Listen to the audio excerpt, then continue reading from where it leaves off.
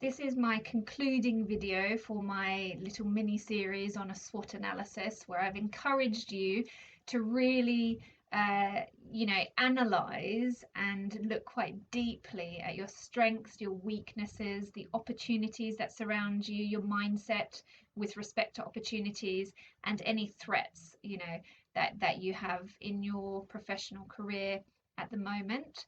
So this video is about what do we do with that information now, and it's really important you do something with it. You need a plan. Making lists, doesn't get you anywhere. You need to know what to do with those lists, how you maximize the benefit of what you've learned.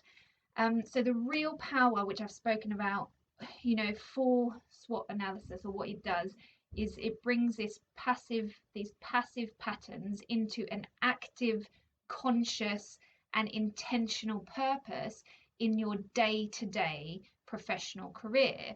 So that is really powerful idea. So the first thing, if we look at your strengths, if you get your list, your strengths, your weaknesses, your opportunities and your threats, and you get your strengths and your opportunities and you match them up, you should absolutely be going for aggressive action where there's a match in those two areas.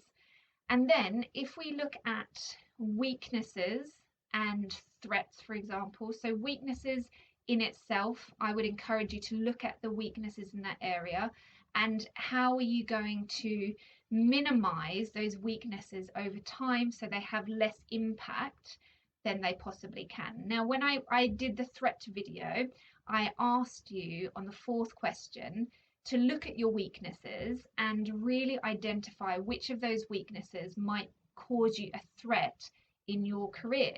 So the example I gave, maybe you struggled to authentically communicate with your team, or you want to be a team manager but it's not your strength, and somebody comes into your team that shines in that regard. So you've got a threat to your role, and also you've got your weaknesses are highlighted.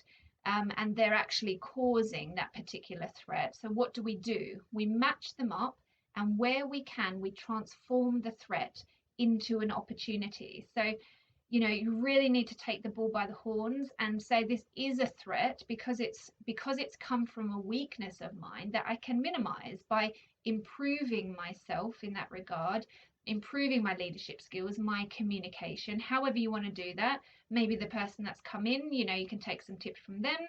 You can go on courses, however you want to really improve that weakness and minimize the threat. I would really encourage you to do that. Now, not all threats obviously come from your weaknesses, so you can't do that in all threats, but as best you can, transforming any threats into opportunities is my advice. So I would look at your weaknesses individually, and also, collectively with the threat area, and do your best to minimize it. So if you want any help on analyzing, what you've written on your SWOT analysis or going a bit deeper, do please get in touch. It's an amazing tool, and I really encourage you to use it and constantly use it throughout your career to assist your professional development.